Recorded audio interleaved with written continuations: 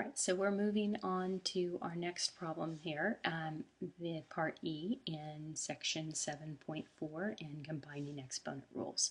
So in this particular problem, what I have going on is I have a power rule in the numerator, and then after I've done this power rule, then I'm going to do this quotient rule.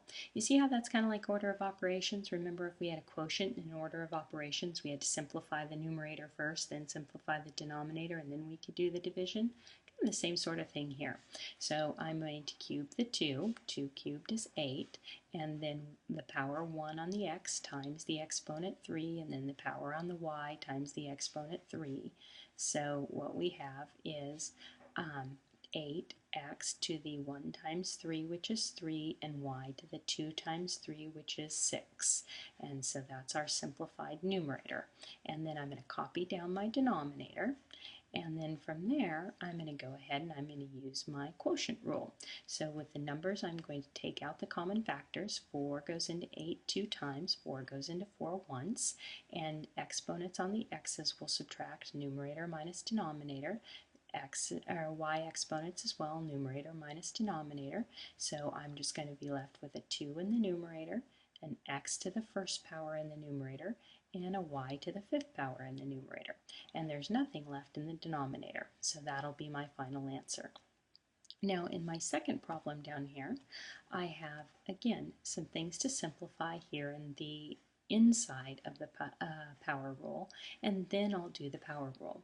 So I can do this, remember, in two different ways. One, I can say x to the second power minus a negative 1, and that will give me x to the 2 plus 1, which is x cubed.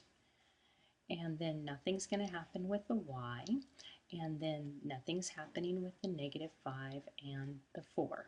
And then I can square this. Now remember that the other way that I could deal with this would be, I could say it's a negative 5 x squared, and then I could write the y cubed, and then I could write the 4, but I noticed that the negative 1 down here, right, tells me that that's not where it belongs, so instead of having it in the denominator, I could rewrite it in the numerator with a positive exponent.